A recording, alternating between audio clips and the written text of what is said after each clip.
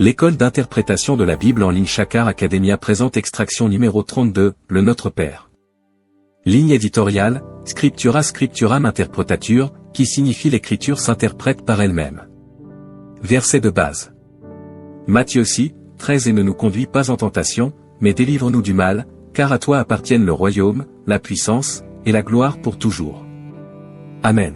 Dans ce numéro, nous nous attardons sur une requête fondamentale de la prière enseignée par Jésus, mais délivre-nous du mal. Cette phrase peut paraître simple, voire banale, mais elle renferme une immense profondeur spirituelle. Elle représente une intercession puissante et un outil efficace pour déjouer les plans de l'ennemi. En répétant ces mots, nous demandons à Dieu de nous libérer des pièges et des attaques du malin. Lors d'une séance de prière, un homme a prié avec force, « Délivre-nous du malin qui pourrait causer un accident de la route en rentrant chez nous, du malin qui pourrait détruire notre santé par la maladie, et même du mal dont nous ignorons l'existence. » Après cette prière, un miracle se produisit, la fenêtre de la chapelle où il s'entretenait avec un frère en Christ s'effondra exactement à l'endroit où ils étaient assis, quelques instants après qu'ils se soient levés. Cette requête, « Délivre-nous », est extrêmement expressive. Elle signifie « Brise nos chaînes », arrache-nous des griffes du mal, et « sauve-nous de ses conséquences désastreuses ». Le mot grec traduit par « mal » dans ce contexte a pour racine « Satan ». Ainsi, cette prière demande à Dieu de nous délivrer non seulement des épreuves, mais des pièges dans lesquels Satan tente de nous faire tomber. Lorsque nous prions « Délivre-nous du mal », nous reconnaissons l'existence d'un ennemi spirituel qui s'acharne contre nous. La vie chrétienne n'est pas simplement un acte de louange hebdomadaire ou une pensée positive, c'est un combat contre un adversaire redoutable. Satan, notre ennemi, cherche constamment à nous faire chuter.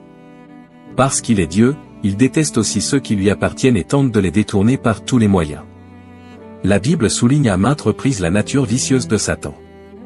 Dans 2 Corinthiens 2 versets 10 à 11, Paul nous met en garde, de peur que Satan ait le dessus sur nous, car nous n'ignorons pas ses stratèges.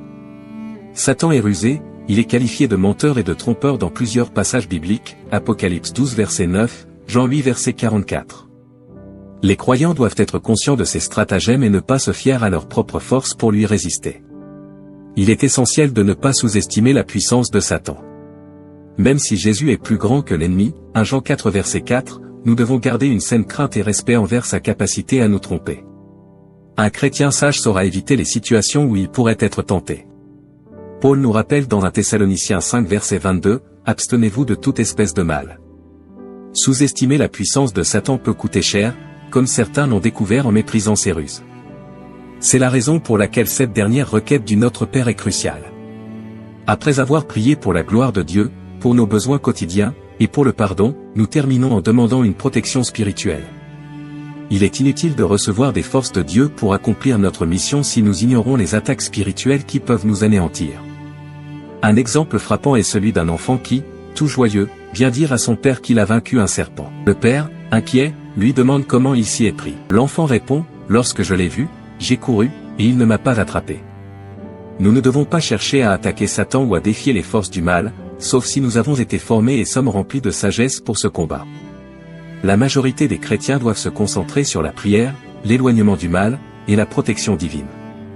Il est de notre responsabilité de veiller à ce que le malin n'ait pas accès à nos vies, à nos familles, à notre foyer, et à notre communauté.